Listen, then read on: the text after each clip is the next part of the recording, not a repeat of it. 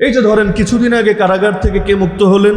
মাওলানা জসিমউদ্দিন রহমান। এরকম উদাহরণ আমি প্রায় সব আলেম যারা কারাগার থেকে মুক্ত হয়ে এসেছেন নাম নিয়ে নিয়ে দিতে পারবো, যেহেতু এটা প্রাসঙ্গিক এজন্য উদাহরণ হিসেবে টানছি। বের হয়েছেন কতকাল জেল খেটে? 2013 থেকে 2024। কত বছর হয় আপনারা হিসাব করেন। এমনকি ওই সময় স্বাস্থ্য যারা দেখেছে আর গতকাল পরশুর মধ্যে তার স্বাস্থ্য যারা দেখেছে, চোখের পানি আটকে রাখা সম্ভব না। কি মানুষ ছিল, কি হয়ে গেল, আমি দেখে তো অবাক। কারণ 2 বছর আগে আমি নিজেও জেলখানায় দেখে এসেছি, কিন্তু এই 2 বছরের মধ্যে এত পরিবর্তন। বিশেষ করে গত বছর তার মুক্তি হওয়ার পর জেলগেট থেকে আবার ধরে নিয়ে গিয়েছিল, আবার জুলুম নির্যাতন করে ভুয়া এক মামলা দিয়ে আবার জেলে পাঠিয়েছিল।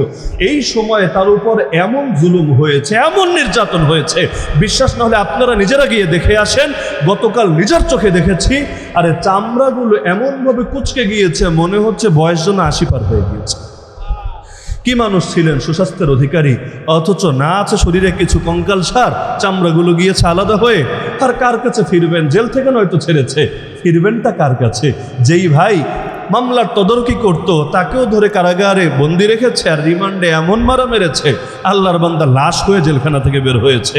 সর্বশেষ একটা বোন ছিল, ওই বোনও কারাগার থেকে মুক্তি পাওয়ার কিছুদিন আগে দুনিয়া থেকে শেষ নিঃশ্বাস ত্যাগ করেছে। এইরকম করুন এক হালত। তো এখন আল্লাহর বান্দা জেল খাটলেন প্রায় এক যুগ, কিন্তু তাকে এখন থেকে আরো বহু বছর আগে সেই কাশিমপুর হাই সিকিউরিটি কারাগারে যারা জেল খেটেছে তারা সকলে ঘটনা সাক্ষী আছে। তাকে বাংলাদেশের, আমি নাম বলার দরকার নেই, বড় একটা কেন্দ্রীয় গোয়েন্দা সংস্থার নির্বাহী অফিসার গিয়ে তাকে প্রস্তাব দিয়েছিল যে আপনাকে আমরা ছেড়ে দেব, তবে আপনাকে 3টা কাজ করতে হবে। 1 নম্বর কাজ হলো আমরা আপনার থেকে একটা ভিডিও নেব, যে ভিডিওর মধ্যে আপনি বলবেন যে অতীতে যা বলেছি সব ভুল ছিল, আমি সেটা থেকে তওবা করছি এবং আমার এই কথা থেকে যারা ওই মেসেজটা পেয়েছো তাদেরকেও আমি সংশোধন এবং সতর্ক করে দিচ্ছি। মানে নিজের আদর্শ বিক্রি করে দিতে হবে, ঈমানের বিনিময়ে মুনাফিকি খরিদ করতে হবে। 2 নম্বর প্রস্তাব হলো যেখান থেকে বের হয়ে তারপর আপনাকে প্রচলিত ধারার এক রাজনৈতিক দলের সঙ্গে জড়িত থাকতে হবে, না হলে কখন আবার আপনার দ্বারা মুজাহিদরা জেগে যায়, পরবর্তীতে এই ঠেলাকে সামলাবে। তাহলে আপনি গণতান্ত্রিক তরিকার রাজনীতি নিয়ে চলবেন, তাহলে আমরা পেরেশানি মুক্ত থাকবো। আর একটা শর্তের কথা এখানে নাই, আমি প্রাসঙ্গিক না। তাহলে এই যে প্রস্তাবটা দেওয়া হলো বহু বছর আগের কথা, এমনকি যেই রুমে বসে আলোচনাটা হয়েছে তার পার্শ্ববর্তী রুমে, জেলখানায় তো দরজা দেখেছেন আপনারা, মানে আলাদা দরজা তো আর থাকে না, লোহার শিক দেয়া থাকে, তার মানে আশপাশে যা আলোচনা হয় এমনি কানে ভাসতে থাকে। পাশের রুমে যারা ছিল এমন 2 জন নিজেরা আমাকে শুনিয়েছে, মানে মধ্যস্থতাকারী নাই, জনকের মুখ হয়ে আস্তে আস্তে মনে হয় কথা বিকৃত হয়েছে। তিনি এক বাক্যে জবাব দিয়েছেন, আমি আমার আদর্শের সঙ্গে প্রতারণা করতে পারবো না, এতে 1 যুগ জেলে থাকা লাগলেও থাকতে রাজি আছে। এমনকি গত বছর মুক্তি দেওয়ার পর আবার যে তুলে নিয়েছে, তখন এই খেলাটাই খেলেছে। শর্ত দিতে চেয়েছে যে আপনাকে আগের আদর্শ পরিবর্তন করে দিতে হবে এবং আপনাকে এই ঈমান বিক্রি করার শর্ত মেনে নিতে হবে। তিনি বলেছেন, কষ্ট এতকাল করেছি, বাকি জীবনও করতে পারবো। আর স্ট্রোক করেও কারাগারে পড়ে থেকেছি, দেখারও কেউ ছিল না, এমনকি চিকিৎসাও তো ঠিকমতো দেওয়া হয় নাই, প্রয়োজনে লাশ বের হবে, কিন্তু আমি আমার ঈমান বিক্রি করতে রাজি হতে পারি না। ঈমান বিক্রি করলে কি হবে? নিজে হয়তো বেঁচে যাবে আল্লাহর কাছে ওজরের কারণে, অপারগতার কারণে, কিন্তু যারা তাকে অনুসরণ করে কিয়ামতের দিন তারা যখন বলবে, আল্লাহ আমাদের তো দোষ নাই, রব্বানা ইন্না আতানা সাদাতানা ওয়া কুবারাআনা ফাআদাল্লুনাস সাবিলা। কোরআনের আয়াত। অপরাধীরা বলবে, আল্লাহ আমরা আমাদের নেতা আর বড়দের অনুসরণ করেছি, তারাই আমাদেরকে বিপদগামী করেছে। এই যে যেই সমস্ত পুলিশ সদস্যকে কাজে লাগিয়ে বাংলাদেশে অন্যায়ের রাজত্ব কায়েম করা হয়েছিল, কিয়ামতের দিন তারা কি বলবে? আল্লাহ কোরআনে উল্লেখ করে দিয়েছেন, তারা বলবে, আল্লাহ আমি গুলি করতে চাই নাই, আমি এই আলেম ওলামার হাতে হাত পরাতে চাই নাই, আমি তাওহীদি জনতার রক্তে জমিনকে রঞ্জিত করতে চাই নাই, আমি মানুষকে ভুয়া মামলা দিয়ে জেলখানায় পাঠাতে চাই নাই, কিন্তু আল্লাহ আমার তো আদেশ ছিল, আমার তো করণীয় ছিল বড়দের কথা শোনা, আমি সেটাই শুনেছি, তারা আমাদেরকে মিসগাইড করেছে, আমাদেরকে ভুল পথে পরিচালিত করেছে। রব্বানা আতিহিম দুআফাইনি মিনাল আযাব, হে আমাদের রব আজকে তাদেরকে দ্বিগুণ আযাব দেন, দেন, ওয়ালআনহুম লানান কাবীরা, তাদের উপর আপনার বড় লানত বর্ষণ করেন। কিন্তু এর মানে এটা না যে এই কথা বললে তাদেরকে ছেড়ে দেওয়া হবে, তাদেরকেও শাস্তি দেওয়া হবে, আর যারা তাদেরকে পাপে বাধ্য করেছিল তাদেরকেও শাস্তি দেওয়া হবে। যখন দেখবে শাস্তি নিশ্চিত, বাঁচার উপায় নাই, তখন কি বলবে? কোরআনে আল্লাহ জানিয়েছেন কি বলবে? তারা বলবে, আল্লাহ জাহান্নামে যেহেতু যেতেই হচ্ছে, যাব জাহান্নামে, আপত্তির কিছু নাই, আপত্তি করার সুযোগও নাই।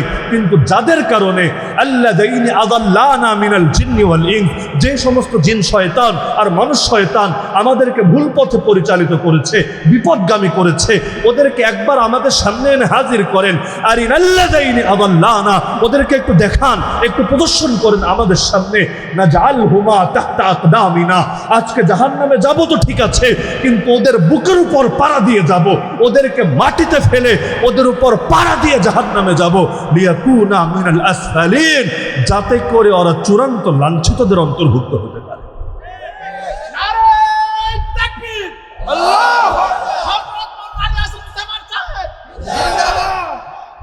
ইন্নাল্লাযীনা ক্বালু রাব্বুনাল্লাহ, নিশ্চয়ই যারা মুখ দিয়ে বলে আমাদের রব হলেন আল্লাহ, বলেই শেষ না, সুম্মাস্তাকামু, এরপর অটল থাকে, অবিচল থাকে মৃত্যু পর্যন্ত। তাতানাজ্জালু আলাইহিমুল মালাইকা, তাদের কাছে ফেরেশতারা নেমে আসে জমিনের বুকে মৃত্যুর আগেই এই সুসংবাদ নিয়ে, আল্লাহ তাখাফু ওয়ালা তাহজানু, আরে মরণ এসেছে তাতে কি, তোমাদের ভয়ের কোনো কারণ নাই, দুঃখেরও কোনো ব্যাপার নাই। ওয়াবশিরু বিল জান্নাতিল্লাতী কুনতুম তুআদুন, মরবা পরে দুনিয়ার মধ্যে বসেই জান্নাতের সুসংবাদ শুনে নাও আগে। বলে ফেরেশতারা জান্নাতের সুসংবাদ দেবেন কাদেরকে? যাদের ভেতরে দুইটা গুণ থাকবে। এক নম্বর গুণ হলো রব্বুন আল্লাহ, আল্লাহকেই একমাত্র রব বলে ঘোষণা দেয়। কবরে রাখার পরও যে প্রশ্নটা সবার আগেই করা হবে, মান রব্বুকা, তোমার রবকে বলো তুমি। যে বলবে রব্বি আল্লাহ, আমার রব হলেন আল্লাহ, একমাত্র তার জন্যই মুক্তি। এই ঘোষণাটা যে ব্যক্তি দিবে রব্বুন আল্লাহ, দিয়েই শেষ না। যতই মার খাক, যতই জুলুম হোক, যতই নির্যাতন হোক, যতবারই জেল খাটুক, এমনকি তার জীবন যদি হুমকির মুখে পড়ে তাকে যদি ফাঁসির কাষ্ঠেও ঝোলানো হয়, তবুও সে বলতেই থাকবে রব্বুন আল্লাহ। যতই মারো, মুখ দিয়ে কখনো বলবো না রব্বুনা ফিরাউন, যতই জুলুম করো মুখ দিয়ে কখনো বলবো না রব্বুনা নমরুদ, যতই নির্যাতন করো মুখ দিয়ে কখনো বলবো না রব্বুনা আবু জাহাল, যতই নির্যাতন করো তাগুতকে, বাতিলকে, পৃথিবীর কোন অপশক্তিকে রব বলে ঘোষণা দেব না। যে মুখ দিয়ে বলেছি রব্বুন আল্লাহ, জান চলে গেল যে আল্লাহর সঙ্গে কিছুতেই সম্পর্ক ছিন্ন করব না।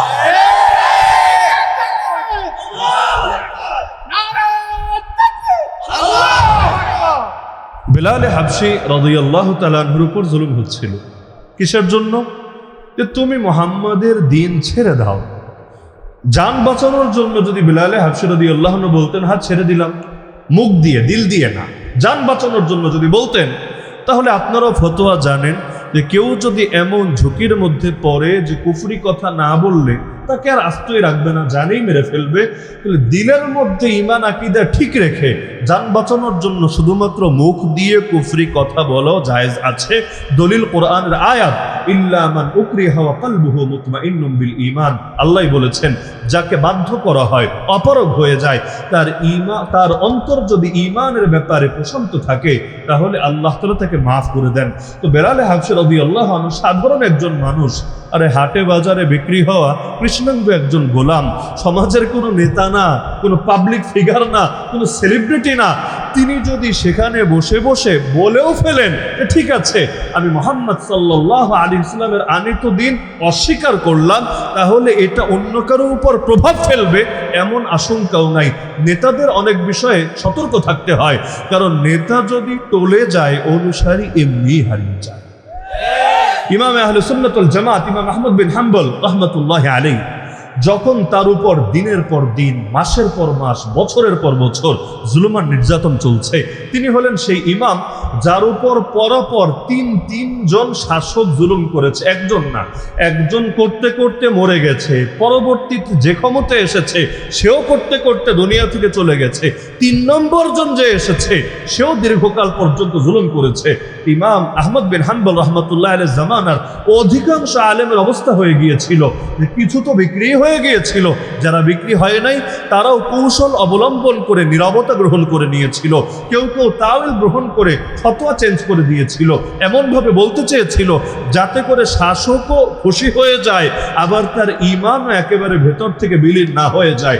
হাতে গোনা গুটি কয়েক ব্যক্তিত্ব তার অটল এবং অবিচল রইলেন, কিন্তু তাদেরও অধিকাংশ জুলুম আর নির্যাতন সইতে না পেরে একে একে মরে গেলেন। অবস্থা এমন হলো, একমাত্র আহমদ বিন হাম্বলি বাকি। তিনি যদি আকীদার ব্যাপারে কম্প্রোমাইজ করেন, তিনি যদি কুফরি কথা, শিরকি কথা মুখ দিয়ে উচ্চারণ করেন, তাহলে তাকেও ছেড়ে দেওয়া হবে। এই বুড়া বয়স কত আর জুলুম সওয়া যায়? জুলুম সইতে সইতে পিঠের গোশত পর্যন্ত কিমার মতো হয়ে গিয়েছে। একদিন তার শাগরেদ জেলখানার মধ্যে তাকে বলছে, হযরত, একে একে সবাই তাপস করে নিল, কেউ নীরব হয়ে গেল, আর যারা বাকি ছিল তারাও দুনিয়া থেকে চলে গেল। আপনি একা নিজেকে এতটা হুমকির মুখে ফেলার দরকার কি? আল্লাহ তো সাধ্যের বাইরে বোঝা চাপিয়ে দেন না, আপনিও একটা আপোষ করে নেন না, এতে তো আপনার জান বেঁচে যাবে। আর ফতোয়া তো একথাই বলেছে, জান বাঁচানোর জন্য দিলে আকীদা ঠিক রেখে মুখ দিয়ে কুফরি কথা বলাও জায়েজ আছে। তিনি বললেন, আচ্ছা আমি তোমার কৌতূহলের জবাব দিচ্ছি, তবে তার আগে তুমি একটা কাজ করো, তুমি জেল গেটে একটু উকি দিয়ে আসো। ওই দিন ছিল তাকে শাসকের সামনে আবার দাঁড় করানো হবে, আবার তার থেকে স্বীকারোক্তি নেওয়া হবে। বলো ইমাম আহমদ বিন হাম্বল, তোমার আকীদা কি আগেরটাই আছে না পরিবর্তন হয়েছে? ইমাম আহমদ বিন হাম্বল সেখানে যাওয়ার আগে শাগরেদকে বলছেন, আগে একটু জেল গেট থেকে ঘুরে আসো, আমাকে রিপোর্ট দাও, তারপর আমি তোমাকে তোমার প্রশ্নের জবাব দেব। শাগরেদ ভাবলো, উস্তাদ যেহেতু বলেছে তাহলে এক নজর দেখে আসি। জেল গেটে গেল, গিয়ে অবাক হয়ে লক্ষ্য করলো হাজার হাজার আলেম এবং তালেবুল ইলম দোয়াত কলম এবং কাগজ নিয়ে বসে আছে এই অপেক্ষায় যে আকীদার ব্যাপারে ইমাম আহমদ বিন হাম্বল সর্বশেষ কি অবস্থান গ্রহণ করে। তার মানে এখন যেমন কোর্টে কাউকে নিলে সাংবাদিকরা অপেক্ষায় থাকে যে রায় কি দেওয়া হয়েছে, আইনজীবীরা কি বলেছে, অথবা আসামির থেকে কেমন আচরণ প্রকাশ পেয়েছে, ওই যুগে তখন হলো যেহেতু আলেম ইমাম আহমদ বিন হাম্বল রাহিমাহুল্লাহ যেন কোনো ব্যক্তি না, বরং সব আলেমেরও শিরোমণি তিনি, তো সবাই অপেক্ষায় আছে যে আহমদ বিন হাম্বল তার ফতোয়া চেঞ্জ করে ফেলে কিনা, যদি ফেলে কোন দলিলের ভিত্তিতে, কোন যুক্তির ভিত্তিতে, এটা তারা লিখবে।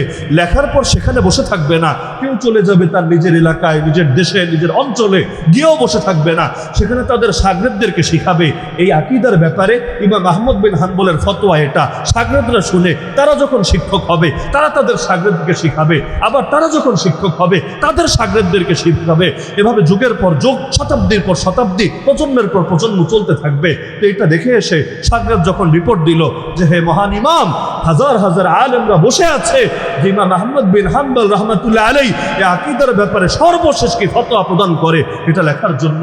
এবার তিনি বললেন, আচ্ছা তুমি যে আমাকে বলেছিলা জান বাঁচানোর জন্য আপোষ করে নিতে, নিজের ঈমান চেঞ্জ করে নিতে, আকীদার ব্যাপারে নিজের জান বাঁচানোর জন্য ভুল ফতোয়া দিতে, এবার আমাকে বলো, আমি এক আহমদ বিন হাম্বল যদি আজকে আপোষ করি, আমাকে নয়তো আল্লাহ মাফ করবে, কারণ আমি অপারগতার অবস্থায় পড়েছি, কিন্তু এই যে হাজার হাজার লক্ষ লক্ষ মানুষ এবং প্রজন্ম থেকে প্রজন্ম এই ইলমে চর্চিত হতে থাকবে, কিয়ামতের দিন এতগুলো মানুষের ঈমানের দায় কে নেবে?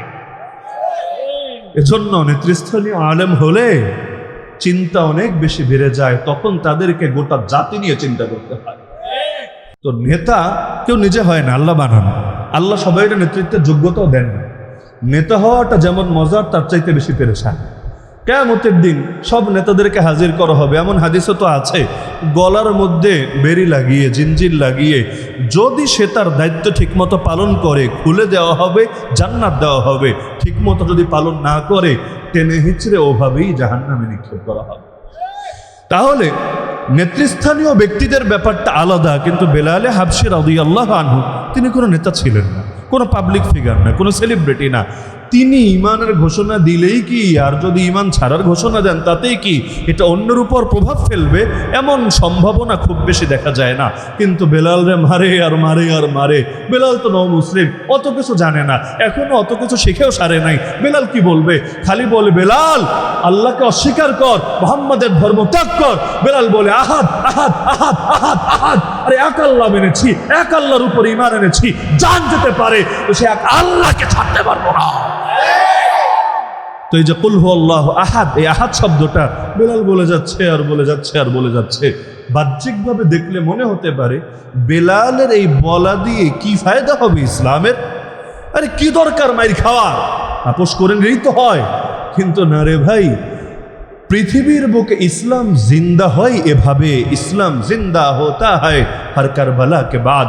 মজলুম যখন জুলুম সয়ে নেয়, শহীদের রক্ত যখন জমিন রঞ্জিত হয়, তখনই সেখান থেকে ইসলামের ফুল ফুটে যায়। এই যে আজকে 2024-এ আপনি মহা খুশি যে আমাদের ছাত্ররা আন্দোলন করে বিজয় ছিনিয়ে এনেছে। হয় অতীতে কি করেছে, 21 সালে কি করলো ব্রাহ্মণবাড়িয়ার মানুষরা, হাটহাজারের মানুষরা, 13 সালে কি করলো মুসলমানরা শাপলা চত্বরে গিয়ে, অনেকে এমন আপত্তিও করে এগুলো ছিল ব্যর্থতা, 24-এ এসে সফলতা। কিন্তু তারা জানে না প্রতিটা সফলতার পেছনে অনেক সময় ব্যর্থতার দীর্ঘ গল্প এবং আখ্যান থাকে। এই যে সফলতার শক্তি পেলা, একটা আল্লাহর দেওয়া শক্তি, আর এক হলো বান্দার ভেতরেও জাগা শক্তি। এই শক্তি আসলো কিভাবে রে ভাই? আরে কোটা সংস্কারের আন্দোলন হলো, ভালো কথা, কোটার সঙ্গে আমার কি সম্পর্ক, আপনার কি সম্পর্ক? বাংলাদেশের বিশাল জনগোষ্ঠীরই কোটার সঙ্গে কোনো সম্পর্ক নাই। এই ধরেন কওমি মাদ্রাসা, আজকে তো টেলিভিশনে রিপোর্ট করেছে 73 জন ছাত্র কওমি মাদ্রাসা শহীদ হয়েছে। 73 জন যদি খালি শহীদই হয়, আহত কয়জন হয়েছে, গুলি কয়জন খেয়েছে, সংখ্যাটা কত হতে পারে একটাবার বিবেককে কাজে লাগিয়ে অনুমান করেন না? তো এই যে এতগুলো ছাত্র শহীদ হলো, আগামীতে তারাও তো সরকারি চাকরি পাবে, তাই না? যারা বেঁচে আছে এরা সরকারি চাকরি পাবে, কারণ কওমি মাদ্রাসায় কেউ পড়ে না সরকারি চাকরি পাওয়ার জন্য। যেদিন ভর্তি হয় ওদিনই মাথা থেকে এই চিন্তাগুলো এমনি নিজেরটা নিজেই জবাই করে দিয়ে আসে। তাহলে এই যে যারা শহীদ হলো কওমি মাদ্রাসার, তারা নেমেছিল কোটার জন্য, দুনিয়ায় চাকরির জন্য? কিছুই তো না। আরো যত মানুষরা নেমেছে, কিভাবে এত ক্ষোভ আসলো সবার ভেতরে? আরে ক্ষোভ একদিনে আসে নাই, 2 দিনে আসে নাই। মনে হচ্ছে একটা ঘটনাকে কেন্দ্র করেই সবাই নেমে এসেছে। না রে ভাই, একটা ঘটনাকে কেন্দ্র করে নামে না। এই যে দীর্ঘ প্রায় 1.5 যুগ ধরে ভেতরে যে ক্ষোভ জমেছে, 15-16 বছরের ক্ষোভ এসে একদিন এক জায়গায় বিস্ফোরিত হয়েছে। আগ্নেয়গিরির তপ্তলাভা যখন একত্রে বিস্ফোরিত হয়েছে, পৃথিবীর অপশক্তি সেটাকে আর ঠেকিয়ে রাখতে পারে। তাহলে ফল দেখলেন 24-এ, কিন্তু এর পেছনে 13 রক্তের অবদান আছে। ফল দেখলেন 24-এ, এর পেছনে 21 রক্তের অবদান আছে। ফল দেখেছেন ঢাকা শহরে, কিন্তু এই শহীদ বাড়িয়ার তরতাজা যুবকদের খুনের অনেক বেশি অবদান তার বিজয়ের পেছনে আছে।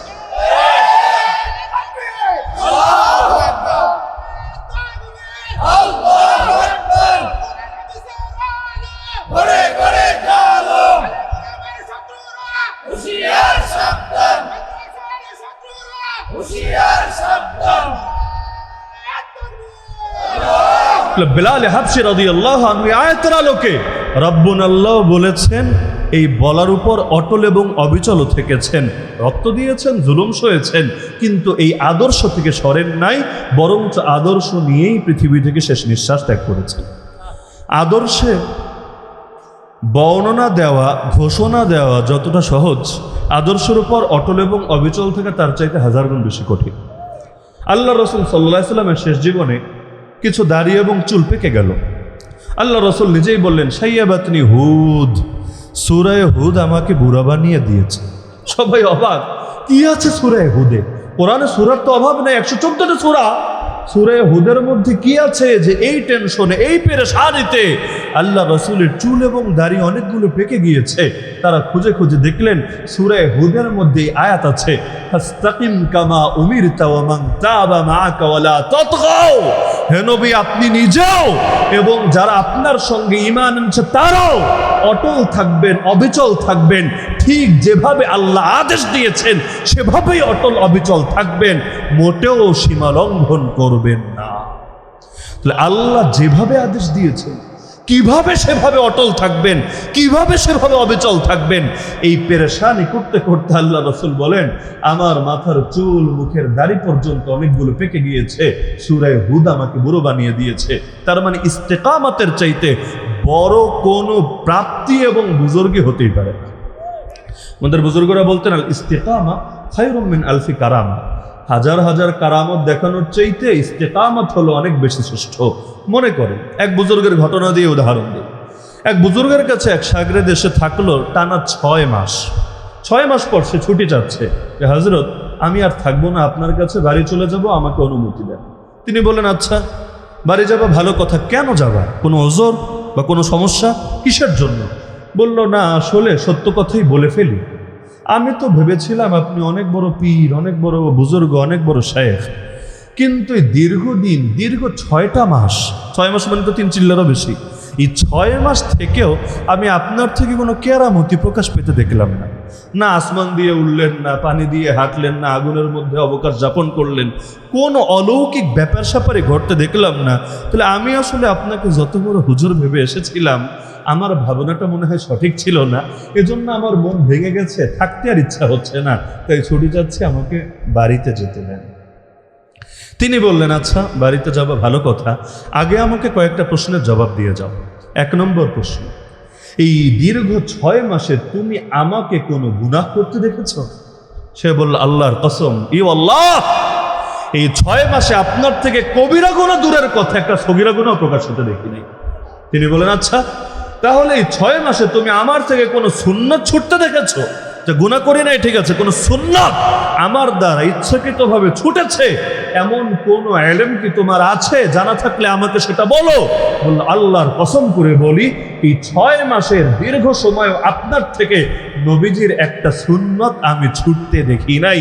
3 নম্বর প্রশ্ন করলেন, আরে পাগল, এর চাইতে বড় কি কারামত তুমি খুঁজো? এই যে অটল এবং অবিচল থাকা, আরে একদিন সারা রাত নামাজ পড়া সহজ, ওই 27 রাতে রমজানে অনেকে পড়ে, 14 শাবানের রাতে অনেকে পড়ে, কিন্তু সারা বছর 5 ওয়াক্ত নামাজ নিয়মিত জামাতের সাথে যে পড়ে সেই বোঝে তার কত ত্যাগ আর কোরবানি করা লাগে। যে কোনো জিনিস হুট করে করা সহজ, আন্দোলনও বলেন, সংগ্রামও বলেন, হুট করে করা সহজ, কিন্তু দীর্ঘমেয়াদী একটা পরিকল্পনা নিয়ে কোরবানি আর কোরবানি আর কোরবানি দিয়ে দিয়ে অটল এবং অবিচল থাকা বড় জটিল। আমরা কারাগারের মধ্যে আমাদের বুজুর্গরা এভাবে সান্ত্বনা দিতেন। ধরেন বুজুর্গ বলতে সেখানে যেই সমস্ত আলেম ওলামা বা যেই সমস্ত ইসলামপন্থী ব্যক্তিরা নির্যাতিত হয়ে কারো 10 বছর, 15 বছর, কারো 7 বছর হয়ে গেছে, নতুন যারা যেত কয়েকদিন পর তারাও ডিপ্রেশনে পড়ে যেত, পেরেশানিতে ভুগতে থাকতো, হায় কবে জামিন হবে, কবে বাড়ি যাব, আর বিপদাপদের খবরাখবর যখন আসতো, কারো মৃত্যু সংবাদ আসতো, আরো বেশি ভেঙে পড়তো। তো ওই সময়গুলোতে আমাদেরকে এই কথাটা বলতো এবং মনটা অনেক শক্তিশালী হয়ে যেত যে দেখো, শহীদের মর্যাদা অনেক বেশি, কে না জানে, কিন্তু শহীদ কিভাবে শহীদ হচ্ছে, যে সে আছে, কেউ তার বুকে হয়তো গুলি চালিয়েছে, তাকে জবাই করেছে, যে কোনোভাবে তাকে মেরে ফেলেছে, যদিও বড় কষ্টকর, কিন্তু এক নিমেষেই তার প্রাণটা আল্লাহর সঙ্গে গিয়ে মিলিত হচ্ছে। রক্তের প্রথম ফোঁটা মাটিতে গড়িয়ে পড়ার আগেই আল্লাহ তার সব পাপ মাফ করে দিয়ে তার রূহটা নিয়ে জান্নাতের সবুজ পাখির ভেতর ঢুকিয়ে দিচ্ছে। যদিও দেখতে দৃশ্যটা বড় বিভৎস, বড় পীড়াদায়ক, বড় কষ্টকর, কিন্তু যা হচ্ছে অতি অল্প সময়ে ঘটে যাচ্ছে। গুলি খাচ্ছে, লুটিয়ে পড়ছে, হয়তো শাহাদাত আঙ্গুল উঁচিয়ে ধরে বা কালেমার ঘোষণা দিতে দিতে বা ফুস্তু রব্বিল কাবা বলতে বলতে শেষ নিঃশ্বাস ত্যাগ করছে। কিন্তু যাদেরকে দিনের জন্য বন্দী করে রাখা হয়েছে, দিন যায়, সপ্তাহ যায়, মাস যায়, বছর যায়, বছর যেতে যেতে যুগও চলে যায়, ছাড়েও না, কি হবে বলাও যাচ্ছে না, হয়তো ফাঁসির রায় হয়ে আছে। আরে সেই আল্লাহর বান্দা শহীদের চাইতেও তো বড় কোরবানি তাকে দিতে হচ্ছে। শহীদ এক নিমেষে চলে যাচ্ছে, অবিচল থাকাও সহজ অতটুকু সময় আদর্শের উপরে, কিন্তু এত দীর্ঘকাল যাতনা সওয়ার পরও যে নিজের আদর্শের সঙ্গে মুনাফিকি করে না, বরং যেই আদর্শের কারণে আজ কোরবানির শিকার হয়েছে, একই আদর্শ নিয়ে নিঃশ্বাস ত্যাগ করতে পারে, তার চাইতে বড় মূল্যবান আর দামি কি হতে পারে? তা আমরাও চিন্তা করতাম, হ্যাঁ ব্যাপারটা তো আসলে এমনই। আমরাও তো বিভিন্ন সময় আন্দোলনে নেমেছি।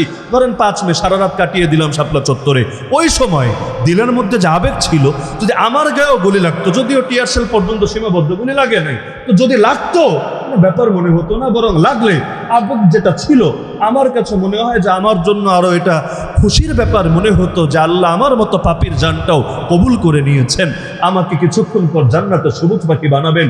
কিন্তু এই যে ধরেন বেশি না, আমরা তো কাটলাম 1 বছর, 1 বছরের মধ্যে মনের হালত সবসময় যে এক থাকে এমন না।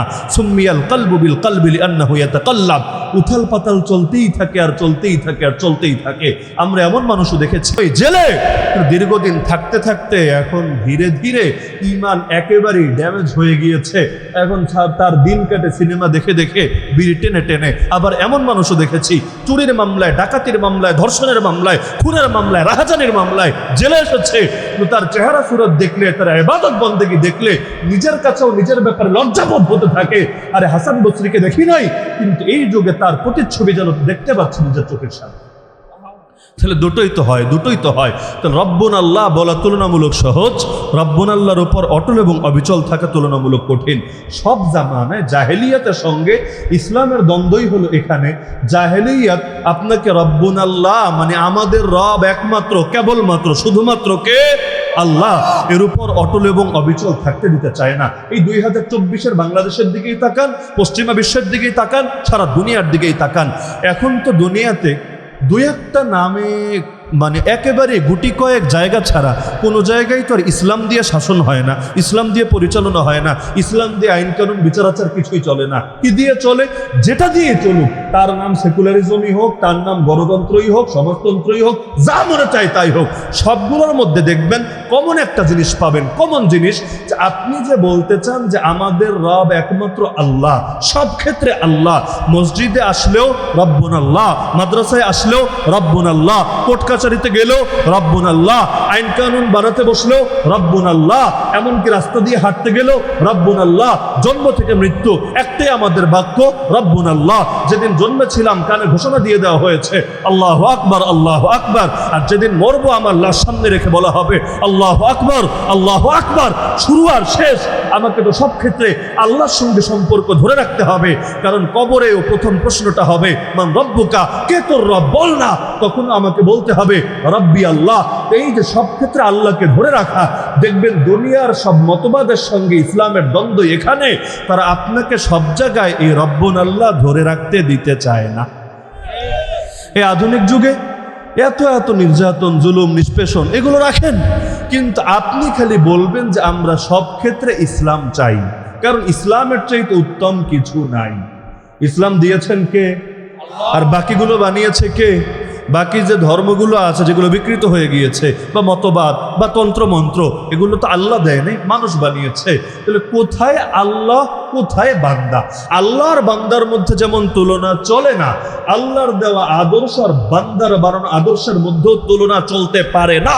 কেউ যদি আল্লাহটা আর বান্দারটাকে সমান মনে করে বা বান্দারটাকে আল্লাহটার চাইতে উত্তম বলে, সে আর মুসলমান পরিচয় দেওয়ার অধিকার রাখে না। কেউ যদি বলে ইসলামের চাইতে ধর্মনিরপেক্ষতাবাদ উত্তম, কেউ যদি বলে ইসলামের চাইতে গণতন্ত্র উত্তম, কেউ যদি বলে ইসলামের চাইতে সমাজতন্ত্র উত্তম, কেউ যদি বলে ইসলামের চাইতে পুঁজিবাদ উত্তম, কেউ যদি বলে ইসলামের চাইতে অমুক বাদ মতবাদ, অমুক তন্ত্রমন্ত্র উত্তম। আরে ফতোয়া হুজুরের দেওয়া লাগবে না, মোল্লা মুন্সির দেওয়া লাগবে না। যে আল্লাহকে চেনে, রাসূলকে চেনে, সেই বলবে তুই মুসলিম জাতির কলঙ্ক ছাড়া কিছু না।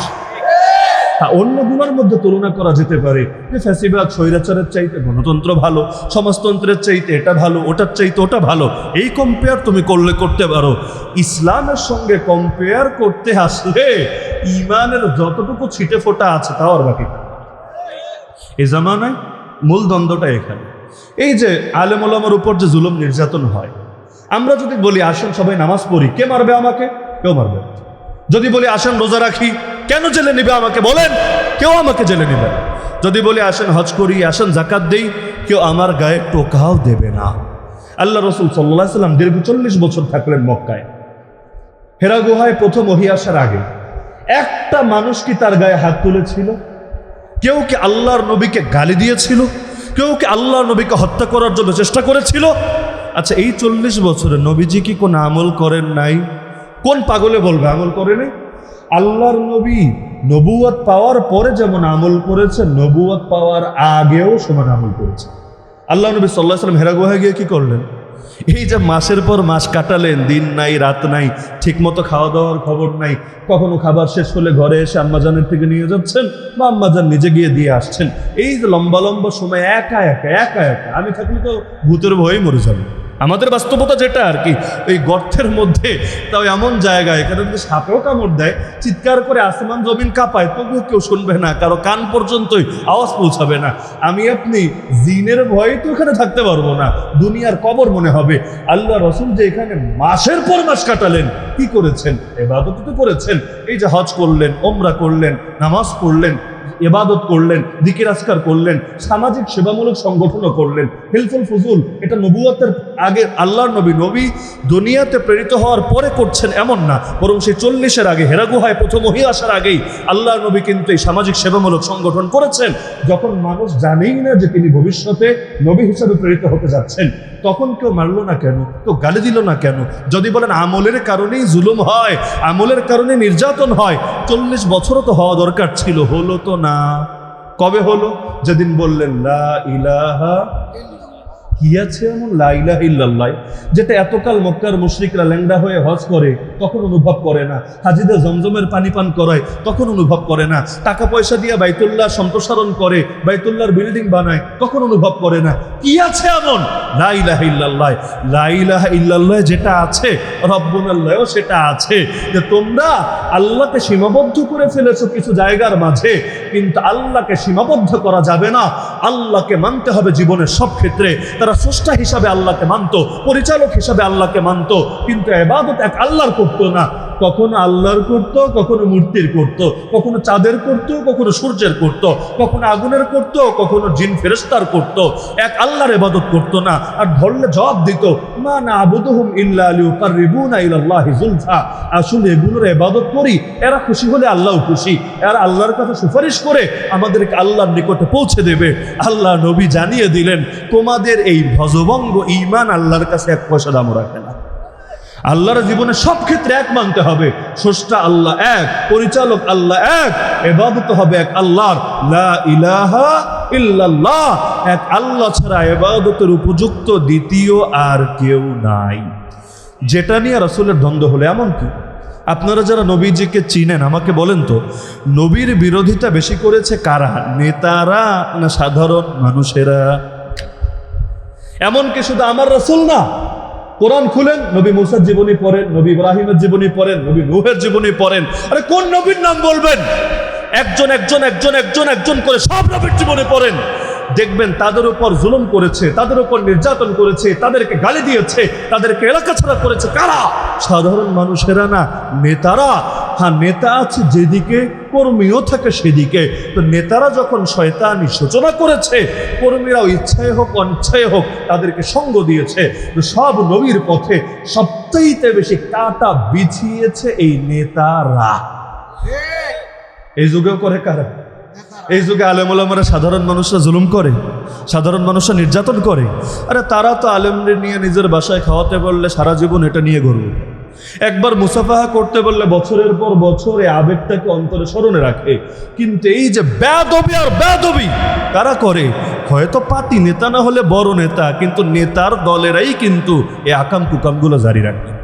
তাহলে নেতারা কেন নবীদের পথে কাটা বিছায়? কোনো না কোনো কারণ তো থাকবে। সব যুগের ইতিহাস এক হয় কেমনে রে ভাই? ইতিহাস তো সবসময় এক হওয়া জরুরি না, বুঝলাম কখনো নেতা কখনো খেতা মিলেঝিলে হলে একটা ব্যাপার স্যাপার ছিল। তো সবসময় নেতা নেতা নেতা। আর জিদ কি? একদিকে হিন্দা, যিনি পরবর্তীতে মুসলমান হয়েছেন রাদিয়াল্লাহু আনহা, কিন্তু মুসলমান হওয়ার আগে উহুদের ময়দানে আল্লাহর নবীর আপন চাচা সাইয়্যিদুশ শুহাদা আমির হামজা রাদিয়াল্লাহু আনহুকে যখন সে তার গোলাম ওয়াহশীকে দিয়ে হত্যা করালো, এরপর তার বুক চিরে কলিজাটা পর্যন্ত বের করে চিবিয়ে খেয়ে ফেলল। আজকে অনেকে ইতিহাস শুনে কেঁপে কেঁপে ওঠে যে মেজর বজলুল হুদারে জেলে ঢুকে গলা কেটে জবাই করে ফেলেছে, মহিলা মানুষ নিজে বুকে পাড়া দিয়েছে। এই দৃশ্য প্রত্যক্ষ করেছে, কিভাবে সম্ভব? আরে বুকে পাড়া দেওয়া, কাউরে জবাই হতে দেখা, এগুলো তো সহজ। এর চাইতে নিকৃষ্ট আচরণ তো নবীর জামানায় হয়েছে। বুক চিরে কলিজা বের করে চিবিয়ে খেয়েছে। ভাবতে পারেন কতটা নিকৃষ্ট হলে সেই ক্ষেত্রে আচরণ সম্ভব। যদিও পরে আল্লাহ হেদায়েত দিয়েছেন, কিন্তু এই যে ওয়াহশী যিনি পরে মুসলমান হয়েছেন, আল্লাহ নবী তাকে বলেছেন, শোনো ওয়াহশী, তোমাকে একটা কথা বলি, তুমি তোমার চেহারাটা আমার সামনে এনে দেখাও, আমি তোমার তওবা কবুল করলাম, তুমি মুসলমান, ঠিক আছে, তো তোমার চেহারাটা আমার সামনে এনো না, কারণ তোমাকে দেখলে আমার চাচা হামজার কথা মনে পড়বে, আমার দিলে কষ্ট আসবে। আর নবীর দিলে যদি কোনো উম্মতির ব্যাপারে কষ্ট আসে, আর দুনিয়া আখিরাত সবই বরবাদ হয়ে যাবে। তোমার ভালোর জন্য বলছি, তোমার তওবা কবুল করা হলো ঠিক আছে, কিন্তু তুমি দূরে দূরে থাকবা, আমার সামনে আসবা না। ওয়াহশী রাদিয়াল্লাহু আনহু বলেন, দিলে বড় কষ্ট ছিল যে আমি নবীর কষ্টের কারণ হয়েছি, নবীর আপন চাচাকে হত্যা করেছি। এমনকি এই কারণে সব সাহাবীরা পর্যন্ত তার উপর উত্তেজিত ছিল। তিনি বললেন, আল্লাহ তোমার সঙ্গে আমি ওয়াদাবদ্ধ হচ্ছি, সুযোগ যদি আমি পাই ইনশাআল্লাহ ইসলামের সবচাইতে বড় নেক আমলটাও আমি করব, তোমার নবীর সবচাইতে বড় দুশমনকেও নিজ হাতে শায়েস্তা করব। পরবর্তীতে করেছিল না মুসাইলিমা কাযযাব, যে নিজেকে নবী বলে দাবি করেছে আল্লাহ নবীর জামানায়। এই জামানায় যেমন কাছাকাছি সময় আছে গোলাম আহমদ কাদিয়ানি। গোলাম আহমদ কাদিয়ানির হাতের কাছে পেলে কি করতেন আপনারা? সালাম দিতেন, তাই না? মাথায় তুলে নাচতেন, তাই না? আজকাল তো ফতোয়া দেওয়া জটিল হয়ে গিয়েছে। এই যে আল্লাহর বান্দারা এক যুগ পর্যন্ত জেল খাটে, অপরাধ কি জানেন? অপরাধ একটা, সিরেফ একটা, যে কেউ আল্লাহর নবীর শানে গালি দিলে তার শাস্তি কি, এটা বইয়ের মধ্যে লিখে দিয়েছে। আচ্ছা, নবীরে গালি দিলে শাস্তি কি? এই ফতোয়া কি হুজুরের থেকে নেওয়া লাগে? এই ফতোয়া কি মোল্লা মুন্সির থেকে নেওয়া লাগে? কারণ ইসলামের কিছু বিধান এতটা ক্লিয়ার, এতটা পরিষ্কার, এগুলো সমাজের বাচ্চা বাচ্চা পোলাপানো যায়। আল্লাহ নবীর জামানায় আবু জাহালকে যে নিধন করা হলো বদরের ময়দানে, কারা করেছিল? বড় কোনো মানুষ না, বড় কোনো জোয়ান সাহাবি বা বড় কোনো বীর বাহাদুর সেনাপতি না, ছোট ছোট দুইটা পিচ্চি বাচ্চা। এই যুগে যেমন একটারে সাইজ করেছে পিচ্চি পিচ্চি বাচ্চারা, ওই যুগে আবু জাহালটা সাইজ করেছে বড় কেউ না, পিচ্চি পিচ্চি বাচ্চারা। আল্লাহর কুদরত ভাই বড় আজীব কুদরত, যেটা অনেক বড়রা পারে না, এটা আল্লাহ ছোট ছোট জিনিস দিয়ে করিয়ে দেয়। নমরুদ কত বড়রা সাইজ করতে পারলো না, এই নবী ইব্রাহিমকে পর্যন্ত আগুনে ছুঁড়ে ফেললো, কিন্তু এক ল্যাংরা মশাই তারে খেলে দিল। কি আজীব এক ব্যাপার। এই ফেরাউন দীর্ঘকাল পর্যন্ত, নবী মুসা জন্ম হওয়ার আগে কিন্তু ফেরাউন জালেম ও তাগুত, পরে খারাপ হয়েছে এমন না, তার আগ থেকেই জালেম। সেই নবী মুসা জন্ম হলেন, তার ঘরে 30 বছর কাটালেন, এরপর আরেক এলাকায় গিয়ে শুআয়ব আলাইহিস সালামের কাছে সেখানে বিয়ে শাদী করে আরো 10 বছর কাটালেন, 40 বছর নবুয়ত পেলেন, তারপর ফেরাউনের কাছে আসলেন। এতকাল পর্যন্ত তার স্বৈরাচার, তার সীমালঙ্ঘ চলছে। আমরা তো 5 বছর গেলেই সবরহারা হয়ে যাই, ফেরাউনের জাতিকে কত দীর্ঘকাল সবর করতে হয়েছে। অবশেষে পতন হলো কিভাবে? সাগরের পানি যথেষ্ট হয়ে গেল তার জন্যে।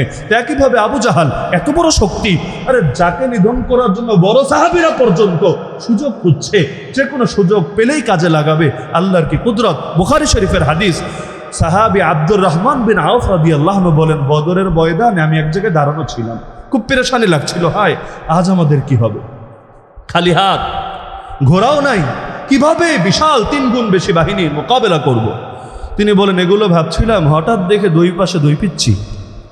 একজন আমারে বলে, চাচা, ও চাচা, আবু জাহালকে একটু দেখিয়ে দেন না। পাশের জন বলে, না চাচা, আমাকে দেখান আবু জাহালকে।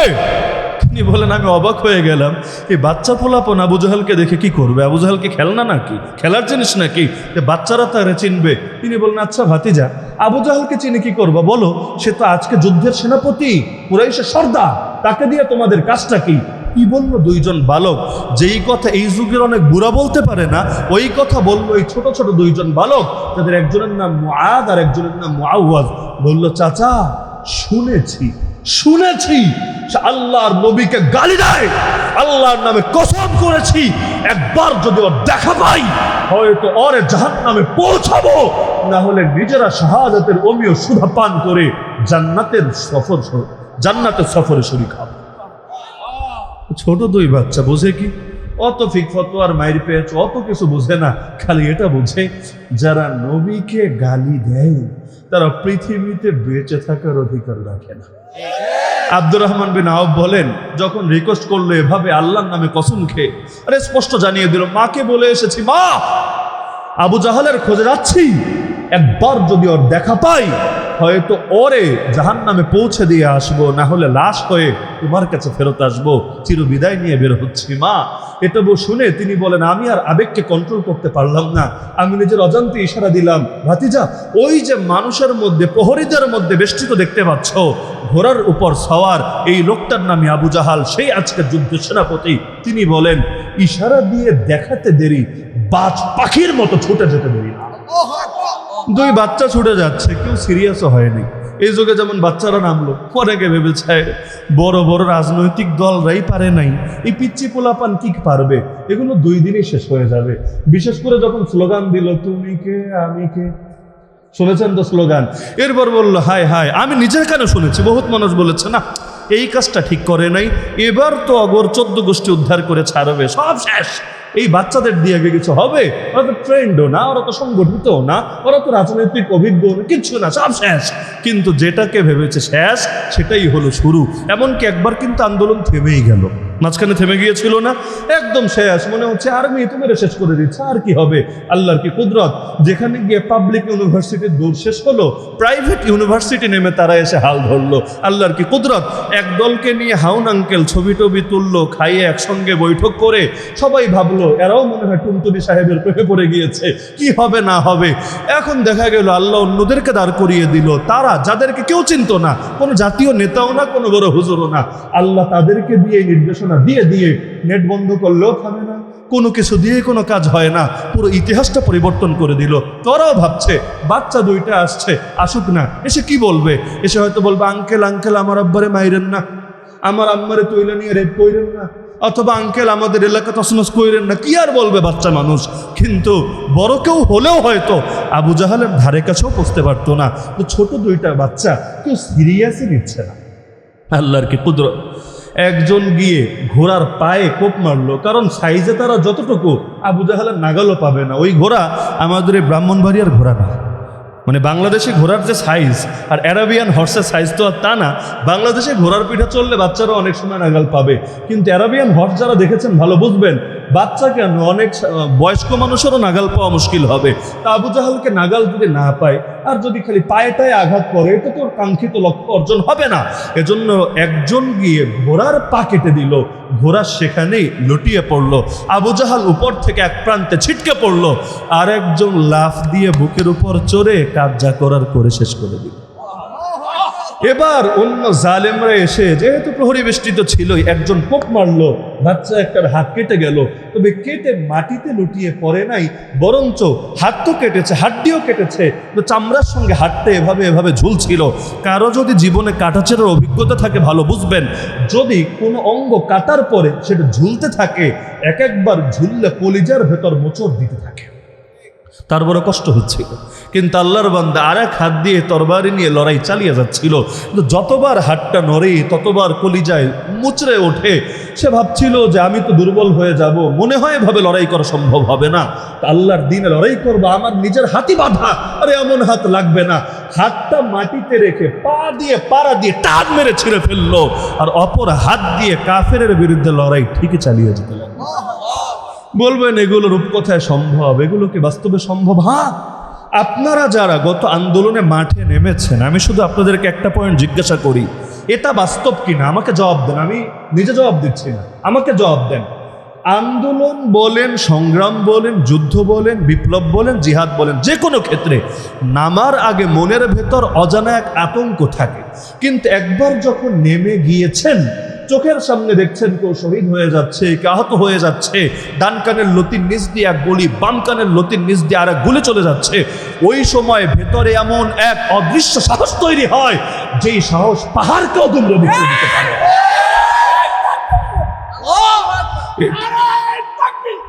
এটা যারা নামে না তারা কখনো বুঝতেও পারবে না। জিনিসগুলো এমনই, আমার আগ পর্যন্ত অনেক ভয়ের ব্যাপার, কিন্তু নেমে গিয়েছেন মানে ভয়ও আপনার সঙ্গে পায়ের তলে হারিয়ে গিয়েছে। অনেক অবাক হয়, কিভাবে বুক পেতে দিল। আরে অবাক হওয়ার কিছু নাই, তুমিও নেমে দেখো, তুমিও বুক পেতে দিতে পারবা। নামার আগ পর্যন্ত আতঙ্ক, যারা জেলে যায় নাই অনেক ভয় করে, অনেক কথা বলতে চায় না। হুজুর এই কথা বললে যদি জেলে নিয়ে যায়, ওই কথা বললে যদি ধরে নিয়ে যায়। যারা একবার ঘুরে এসেছে তারা বলবে জেলের ভয় আমাদেরকে দেখিয়ে কোনো লাভ নাই, কারণ যেই জিনিসের ভয় দেখাবা সেটাকে আমরা এনজয় করে এসেছি। যেই কয়েকজন আলেম বাংলাদেশে জেল খেটে এসেছে, আসার পর এটা নিয়ে কোনো ফিডব্যাক দিয়েছে বা তাদের অনুভূতি প্রকাশ করেছে। আপনারা তো যারা অনলাইনে ঘাটাঘাটি করেন জানার কথা, এমন একজন আলেমও দেখাতে পারবেন না যিনি তার জেল জীবনকে উপভোগ করেন নাই। প্রত্যেকে কিন্তু এটা বলেছেন, এই পরিমাণ ইবাদত হয়েছে আলহামদুলিল্লাহ যেটা বাইরে বসে হয় না, এই পরিমাণ তেলাওয়াত হয়েছে যেটা বাইরে বসে হয় না, এই পরিমাণ আল্লাহ সন্তুষ্টি লাভের তৌফিক হয়েছে মেহনত করে ইবাদত করে যেটা বাইরে হয় না। এমনকি ছাত্র পড়ানো, আরে বাইরে তো পড়াই, যেই ছাত্র আমার কাছে আসে আর ভেতরে গিয়ে চোর ডাকাতরেও আল্লাহ আল্লাহ বানানোর তৌফিক হয়েছে। এই কমন অভিজ্ঞতা তো সকলের। তো যার কারণে জেল থেকে এসে যখন আলেমরা ভালো ভালো এরকম প্রতিক্রিয়া জানাতে লাগলো, অনেকজন আমাকে বলেছে, হুজুর এভাবে বললে জিনিসটা কেমন হয় না যে আপনাদেরকে নিল জুলুম করার জন্য আর আপনারা এটাকে মজা হিসাবে প্রকাশ করছেন, তাহলে জিনিসটা কেমন হয়ে যায় না, আগামীতে আবার নেওয়ার পথ খুলে কিনা? আমি বললাম না রে ভাই, বরঞ্চ এটা ওদের প্ল্যানিং যে বুমেরাং হয়েছে এটারই আলামত। কারণ ওরা ইব্রাহিমকে ধরে আগুনে ছুঁড়ে ফেলে দিতে পারে, কিন্তু ইব্রাহিমের জীবনের সবচাইতে শান্তির দিন যে আগুনে কাটানো দিনগুলো ছিল এটা ওরা কিভাবে বুঝবে? ইউসুফকে ধরে কূপের মধ্যে ফেলে দিতে পারে, কিন্তু ইউসুফকে যে কূপের ভেতর জান্নাতে সুখ আল্লাহ দিয়ে দিয়েছেন, আরে এই জিনিস ওরা কিভাবে অনুধাবন করবে? যার কেউ নাই তার আল্লাহ এমন শান্তি ঢেলে দেন দিলের মধ্যে যেটা পয়সা দিয়েও কেউ পারবে না, কখনোই পারবে না খরিদ করে আনতে। তো দুনিয়াতে যত বাতিল মতবাদ আছে এর সঙ্গে ইসলামের টক্করটাই এখানে। ইসলাম আপনাকে এটা শেখায় যে রব্বুন আল্লাহ, এই মূলনীতির উপর অটল এবং অবিচল থাকতে হবে। আমাকে বলেন, আপনারা যারা মনে করেন যে আমাদের রব একমাত্র আল্লাহ, তারা কি কোনোদিন গণতন্ত্রের উপর ঈমান আনতে পারবে? আরে আনতে পারবে? ফ্যাসিবাদ ট্যাসিবাদ তো বাদ, ওইগুলো তো পায়ের তলায়, এগুলোর তো নামে মুখে আনার যোগ্য না। কিন্তু গণতন্ত্র আসলো আর ইসলামী শান্তি, ইসলামী খেলাফত আসলো, দুটোকে এক কথা না ভিন্ন কথা? পৃথিবীতে গণতন্ত্রের ভেলায় চড়ে সেকুলারিজম, গণতন্ত্রের ভেলায় চড়ে সুদ, গণতন্ত্রের ভেলায় চড়ে পুঁজিবাদ, গণতন্ত্রের ভেলায় চড়ে পতিতালয়, গণতন্ত্রের ভেলায় চড়ে মদ, গণতন্ত্রের ভেলায় চড়ে সিগারেট। সিগারেটের গায়ে লেখা থাকে না ধূমপান স্বাস্থ্যের ক্ষতির কারণ, তাহলে বেচো কেন? নিষিদ্ধ করো না কেন? বলবো অধিকাংশ জনগণ চায়, আমাদের কি করার আছে? অনেক দেশে মদ বৈধ, আমভাবে পাইকারি ভাবে বৈধ। জিজ্ঞেস করবেন তোরা জানিস না মদ ক্ষতিকর? বলবে জানি। অধিকাংশ জনগণ চায়, কি করার আছে? অনেক দেশে ভাই বোনে বিয়ে বৈধ। বলবেন তোরা এটা করলি কেন, এটা ক্ষতিকর জানিস না? বলবে জানি। অধিকাংশ জনগণ চায়, কি করব? অনেক দেশে পুরুষে পুরুষে নারীতে নারীতে বিয়ে বৈধ। আরে তোরা জানিস না ক্ষতিকর? জানি। অধিকাংশ জনগণ চায়, কি করব? আরে অধিকাংশ জনগণই খোদা নাকি? অধিকাংশ জনগণই তো রব নাকি? যে বলে আল্লাহ আমার রব, আরে সে কখনোই অন্যায়ের পক্ষে থাকতে পারে না। বাংলাদেশে পতিতালয় খোলা আছে নাকি নাই? আরে আছে নাকি নাই? স্বৈর শাসকের যুগেও খোলা, গণতান্ত্রিক শাসকের যুগেও খোলা। অথচ যেই দেশে পতিতালয় খোলা থাকে ওই দেশে মসজিদে যতই আল্লাহর ইবাদত করেন না কেন, রবের গজব ঠেকাবেন কিভাবে? যেই দেশে অর্থনীতির মেরুদণ্ড সুদ হয়, যেই সুদ নিজের আপন মায়ের সাথে জিনা করার চাইতে নিকৃষ্ট, যেই সুদের বিরুদ্ধে আল্লাহ যুদ্ধের ঘোষণা দিয়েছেন, যেই সুদখোরের উপর আল্লাহ এবং তার রাসূলের লানত, ওই সুদকে যেই দেশের অর্থনীতির মেরুদণ্ড বানানো হয়, যতই নামাজ রোজা করেন, ইবাদত বন্দেগী করেন, আল্লাহর বিরুদ্ধে যুদ্ধে জয়ী হবেন কিভাবে আমাকে বুঝান। ইসলাম তো চাইতেই হবে, ইসলাম ছাড়া মুক্তির কোনো পথ নাই, শান্তির কোনো পথ নাই। অথচ আপনি বলেন যে আসো আমরা ইসলামী খেলাফত চাই, অধিকাংশ মুসলমান বলবে আমরা এই দাবির সাথে নাই। বলে নাকি বলেন? এটা বলে শেষ করে দিচ্ছি, যেহেতু বৃষ্টি এসেছে ভয় পায়েন না। বলবে আমরা এই দাবির সাথে নাই। কেন নাই? বলবে হুজুর তাহলে জঙ্গি বলবে, উগ্রবাদী বলবে, মৌলবাদী বলবে। এই বার্তাটা দিয়ে আমি শেষ করতে চাই, যেই উম্মতের নবীকে গালি দেওয়া হয়েছে হকের উপর থাকার জন্য, গালি খেয়েছেন, আল্লাহর দিন ছাড়েন নাই, পাথর খেয়েছেন, আল্লাহর দিন ছাড়েন নাই, ক্ষুধার জ্বালায় পেটে পাথর বেঁধেছেন, আল্লাহর দিন ছাড়েন নাই, দেশ ত্যাগ করেছেন, আল্লাহর দিন ছাড়েন নাই, জিহাদ করেছেন, আল্লাহর দিন ছাড়েন নাই, ছাত্রীদের শহীদের লাশ নিজের হাতে কবরে শুয়েছেন, আল্লাহর দিন ছাড়েন নাই। সেই উম্মত খালি মৌলবাদী গালির ভয়ে, উগ্রবাদী গালির ভয়ে, জঙ্গিবাদী গালির ভয়ে আল্লাহর দিন কিভাবে ছাড়তে পারে?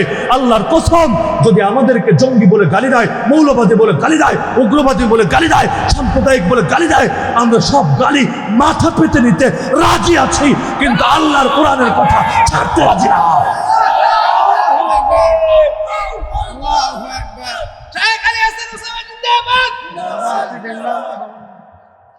তাহলে এটা মাথায় রাখবেন যে আমাদেরকে পূর্ণাঙ্গ ইসলাম চাইতে হবে। মুসলমান বলে নামাজে বিশ্বাসী এমন না, নামাজে বিশ্বাসী বলে মুসলমান, মুসলমান বলে আল্লাহ বিশ্বাসী এমন না, আল্লাহ বিশ্বাসী বলে আমি মুসলমান, রাসূলে বিশ্বাসী বলে আমি মুসলমান, নামাজ রোজা হজ যাকাতে বিশ্বাসী বলে আমি মুসলমান। মুসলমান বলে খেলাফত চাই এমন না, খেলাফত চাই বলে আমি মুসলমান। যে খেলাফত চায় না আবার কিসের মুসলমান? সে যদি নিজেকে মুসলমান বলে তাহলে কোরআনে তো তার বিপক্ষে বাদী হয়ে যাবে। সুতরাং পূর্ণাঙ্গ ইসলাম চান তো? জীবনের সব ক্ষেত্রে রব্বুন আল্লাহ মানতে রাজি আছেন তো? তো জালেম জুলুম করুক, আমাদের উপর কুফরি মতবাদ চাপিয়ে রাখতে দিলের ঈমান বরবাদ করবেন না, আকীদা ত্যাগ করবেন না, অটল থাকেন, অবিচল থাকেন। দুদিন আগে বা পরে বিজয় আসবেই আসবে ইনশাআল্লাহ। আল্লাহ আমাদের সবাইকে তৌফিক দান করুন। এবার 3 জন ছাত্রী এখান থেকে হাফেজা হয়েছেন, তাদের নাম এখন ঘোষণা করা হচ্ছে এবং প্রত্যেকের এখানে ক্রেস্ট আছে, এটা পরবর্তীতে শিক্ষিকারা তাদের হাতে তুলে দিবেন। প্রথম ছাত্রীর নাম হাফেজা নাইমা, হাবলাউচ গ্রামের, পিতার নাম সিরাজ মিয়া। দ্বিতীয় ছাত্রীর নাম হাফেজা সুরাইয়া, পিতা মাওলানা আসরারুল হক কাসেমি হাফিজাহুল্লাহ, গ্রাম নবীনগর। তৃতীয় ছাত্রীর নাম হাফেজা রিয়া আক্তার, পিতা আবুল কালাম, গ্রাম শিলাউল। আমরা 3 জনের জন্য দোয়া করবো আল্লাহ তাআলা এই 3 জন হাফেজাকে যাতে কোরআনের আলেমা হওয়ার তৌফিক দান করেন এবং মৃত্যু পর্যন্ত কোরআনের খেদমতে লেগে থাকার তৌফিক দান করেন। সবাই দুরূদ শরীফ পাঠ করুন।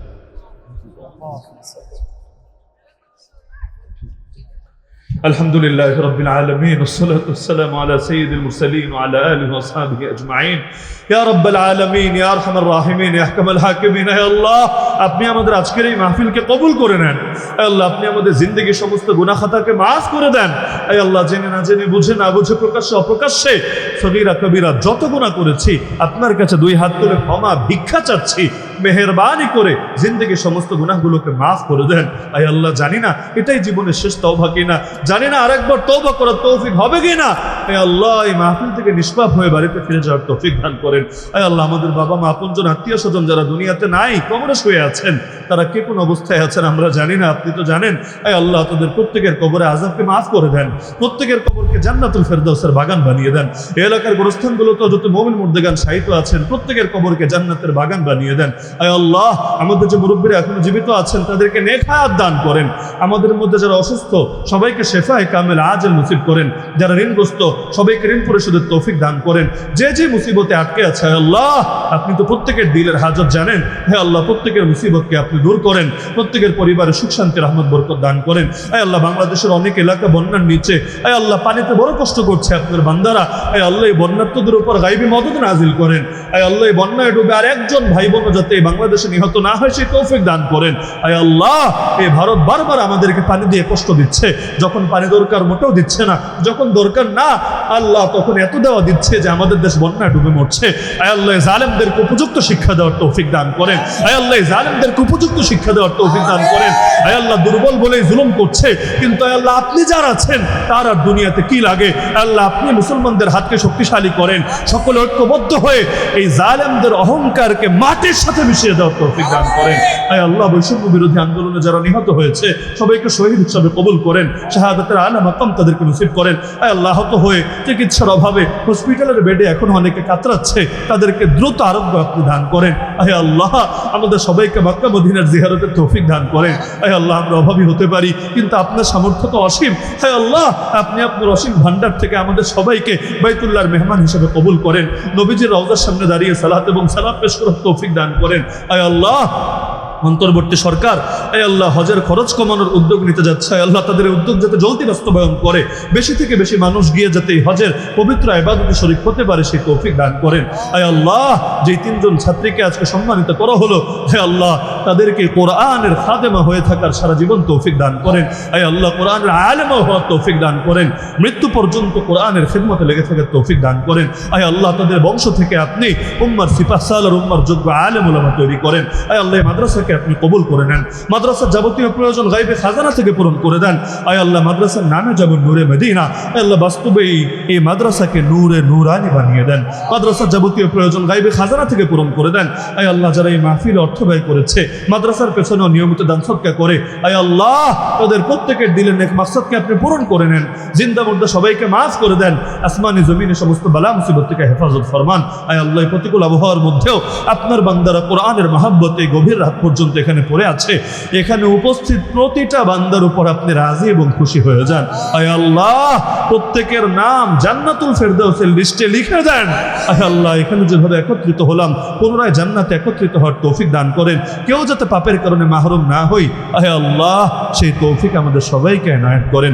সুবহান রাব্বিকা রাব্বিল ইজ্জাতি আম্মা ইয়াসিফুন ওয়া সালামুন আলাল মুরসালিন আলহামদুলিল্লাহি রাব্বিল আলামিন বিরহমাতিকা ইয়া আরহামার রাহিমিন।